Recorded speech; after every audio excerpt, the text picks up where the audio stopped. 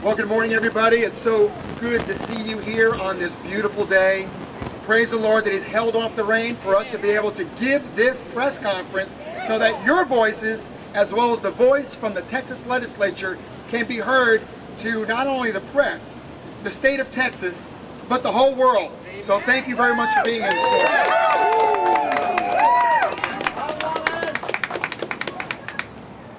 We're here because we want to let you all know what many of us in the legislature has been telling the GLO, Commissioner Bush, and the city of San Antonio. Telling them about the concerns that we have about the Alamo Plan, especially the lease for this property that San Antonio owns, but even most important, the moving of the cenotaph. We have been listening to our constituents. I think some other people may not be listening to their constituents, but we have, the majority of people in the state of Texas by far have been coming out against the plan. And so that's why we're here to hold a press conference, so that everyone will know what's going on.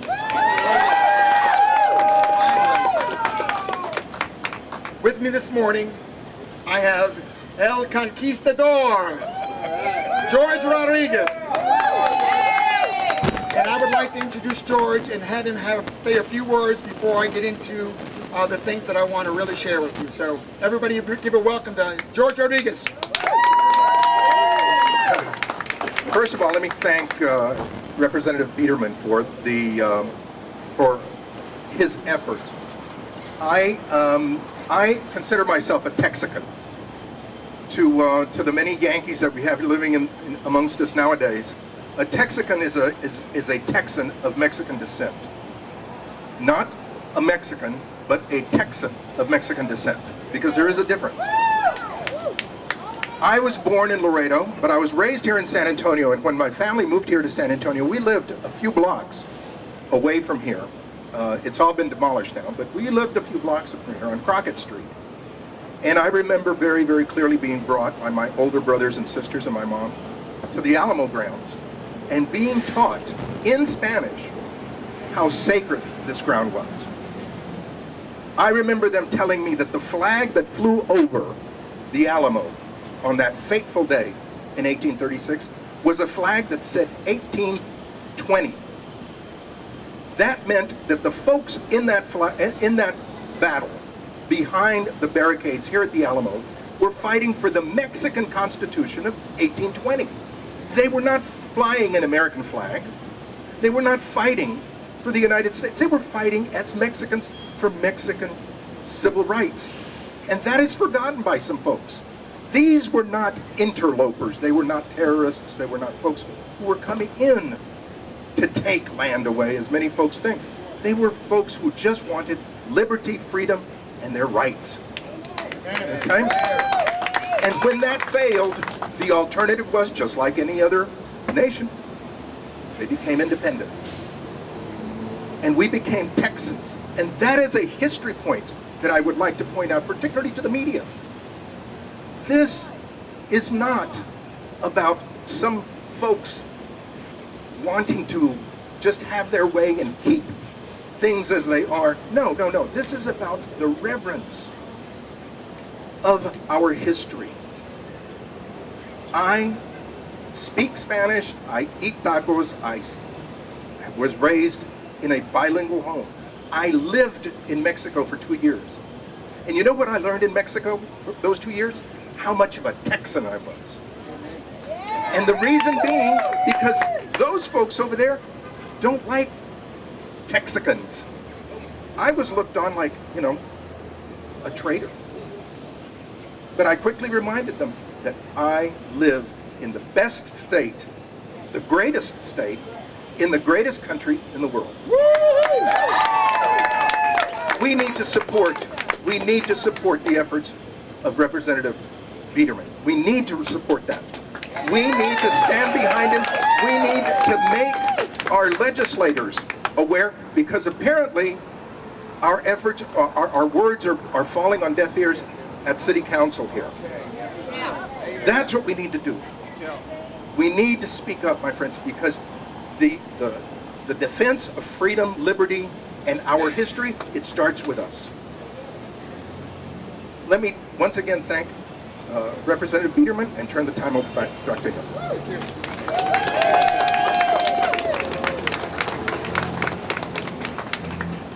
Thank you, George.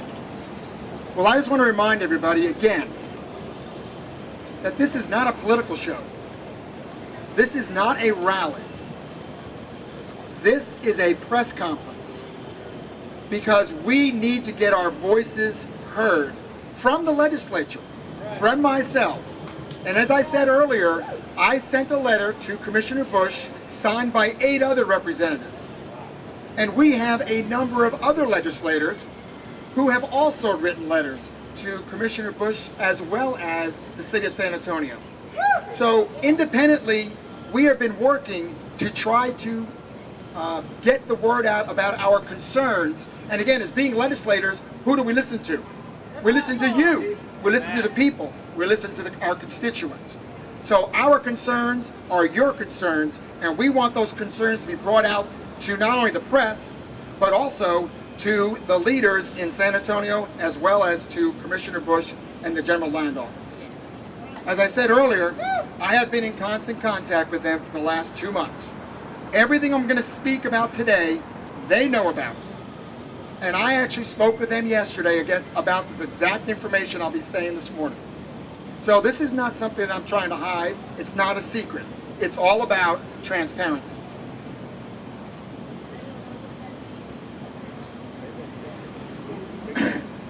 So, a number of the other legislators that have been given letters, I'll just name some names because you all need to hear this. We have 4 senators that have written letters. We have Senator Bob Hall, Senator Donna Campbell, Senator Dawn Buckingham, and Representative Lyle Larson. These letters are all in the press kit that have been given out to the press. So we would like that information to be made public. We want that information because it's coming from constituents and they have legitimate concerns about what's going on. My letter to Commissioner Bush was signed by Representative Cole Hefner, Representative Mike Lang, Representative Tony Tinderholt, Representative Briscoe Kane, Representative Terry Wilson, Representative Jonathan Stickland, Representative Bill Zedler, and Representative Valerie Swanson.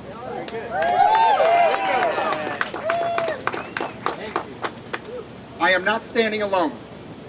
And since, again, we're not in session, it's very difficult to get a lot of traction, but our legislative session comes up in January. And we don't want this process to move faster than the legislature. So please help get the word out. On Wednesday of this week, Commissioner Bush signed his name to the agreement with San Antonio Mayor Ron Nierenberg with the intention of the state of Texas entering into a long-term lease with the city of San Antonio with language that would give authority to the city to monitor compliance of the Alamo footprint with the requirement in that lease that the GLO must prioritize the World Heritage Site nomination and designation. That has been in all 3 agreements that have been signed, from the Advisory Council to the Management Committee to the Executive Committee, which is Commissioner Bush and Mayor Nierenberg. We alerted them to this language at the first vote. I got this language from the meeting Thursday night at the first vote with the Advisory Council Committee. They handed this information out to the public at the meeting. I am not making this up, they gave it to us. This is the intention. And I brought that to Commissioner Bush's attention at a meeting with 5 other legislators. And that's when he said he would not sign a lease with that type of language. Well, we need to hold him accountable to that. To my fellow legislators, I say the Alamo will no longer be in control of the state of Texas. If it's no longer in control of the state of Texas, we need to consider ending state funding of the Alamo. I know I'm not alone in this sentiment. When the legislative session begins in January, many legislators are ready to file bills to withhold state funds from the project and to take control of the Alamo out of the hands of the GLO.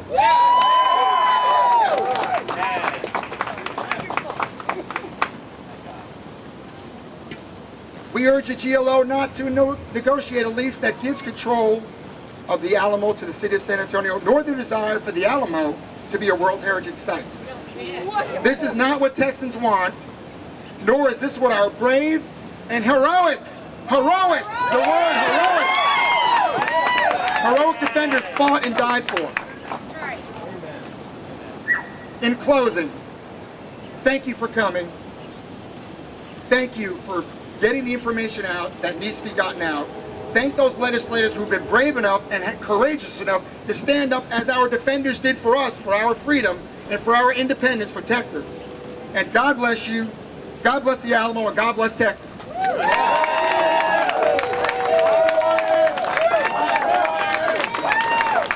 And I'll take questions now if there are any. What can we do to help? So the question is, what can we do to help? Well, I think most of us have been doing all we can so far with rallies, with phone calls, with letters, and it's gone on deaf ears. Okay? We can't stop. Encourage these legislators that are standing up to continue to stand up. And just ask them to continue to be courageous. What about the time until January? What happened? So what about the time until January? What's going to happen? Well, from what I'm told, and again, I spoke to the GLO yesterday, there is no lease agreement written up yet. Now, I'm going to tell you, I don't trust them. They have spent millions of dollars on consultants, lawyers, staff, and they've been working on this, they told us, for over 3 years. And to tell me that they don't have anything ready to go is hard to believe. So, they say there's nothing written up yet. We are going to hold them to the fire on the negotiations and make it known that the state of Texas does not want to be bound in that type of a master lease with the city of San Antonio. My question is, the city of San Antonio, city council doesn't listen to anything that the citizens say. It goes in one ear out the other, okay? And they got gag orders on us. No freedom of speech here. So why don't we just cut off all the funds to this horrible plan and start over? Go to the nearest dumpster, throw it in. I don't want the street closed, I don't want this moved, and I don't want that Crockett building torn down. So, the question is, why don't we just cut off the funding because nobody's listening? Well, here's what's important. The state of Texas owns the Alamo Church, the Long Barracks, the buildings across the street. We've got a museum coming in and a visitor center. Good things. Already allocated money from the state of Texas. Those projects need to move forward immediately.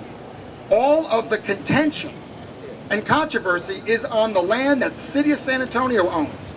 So we just got to tell Texas we are not going to get in a long-term lease with the city of San Antonio. That should hold up these projects. And if the city of San Antonio wants to do it on their own, let them do it on their own. Exactly. Well, we are not going to give any taxpayer money to those kind of efforts. Being that we know what the city typically does with Scully, Representative Biedermann, would your caucus open up a fund for a potential suit to stop anything going forward until the state of Texas? Well, again, there are so many legal actions that a number of you have been trying to put forward. That is your job. We're not in session yet. When we get to session, we'll be writing bills. And bills are a lot stronger than trying to go to court with a bunch of lawyers. So that's what our job will be. We need to, as you said, get to session and have nothing done in between so that we can get some of these things fixed.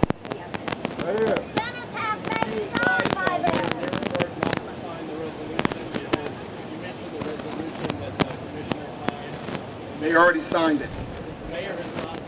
Well, they signed the agreement on Wednesday. Now it goes to they have to, now we're in the negotiations for the lease. The mayor has not signed the resolution. Oh, so Commissioner Bush only signed? Yes. So Commissioner Bush only signed. I want to say right now to the cameras, Mayor Nierenberg, don't sign because we are not happy with the agreements that have been put forth so far, and the things that have been signed by the advisory council as well as the management committee, especially when you take in consideration the guiding principles that have been written 4 years ago, 3 or 4 years ago, that were handed out to us Thursday night. They are disastrous. They mention things in there that we never want to have happen here at the Alamo. This is the state of Texas. This is the shrine of our liberty, and we want to keep it that way. So please don't sign it, because we're going to continue with the pressure. Anybody else? Yes, sir. So in the press release that you have, you mentioned that you don't want the cenotaph moved to the area where it's a freedom of speech zone. Is there an appropriate place to move the cenotaph? Hold it. So the question is, no, this is a very good question. So we met with Commissioner Bush and the GLO, and we got their video presentation that many of you have seen already. In the video presentation, this was 2 weeks ago, with 6 of us legislators, they showed us what their plan is, and this cenotaph will be moved not to the gate, not just outside the walls, 500 feet away, but in a designated area. They color-coded it, designated area for free speech for the city of San Antonio. And they're claiming that would give reverence and a better place for the cenotaph. So the problem is, I brought that up at the meeting, and I asked them, is this what you want, Commissioner Bush? Is this what you want? And again, the free speech area, I mean, they're actually just putting it right in our face that they don't care about the cenotaph. So, The irony, though, of you having a press conference on the cenotaph and then you not wanting it to be in a free speech zone. that's correct. You're exercising your right to free speech where it is now, though. So what's that problem? Because the This is not the speech free is not in the speech box. that's going to happen at the cenotaph if it's moved in the free speech area. Yes, sir. I want to know, I was District 7 meeting, and they brought up the plans about controlling the streets and moving the cenotaph, but they didn't even talk about the cenotaph. But what they did talk about was all the archaeological digs they've done over the years, and I have a feeling that they're just trying to make money to rent out the spot to dig to all for archaeological digs for all the universities, and close this down to everybody in the public. Well, we don't want Anything to... about that? Yes, I do. We don't want to assume any of those things. Our job right now is to stop a lease for this property with the state of Texas. We stop that, we'll stop all of that for now. Of course they won't. They didn't bring the master lease up either. So, okay, one more question. Right here. Over here. Go ahead, Lee. Yes, yes, I ma'am. want to publicly thank Kyle Biedermann. He is a representative that's laid his neck on the line. He is an example for all the other legislators and senators.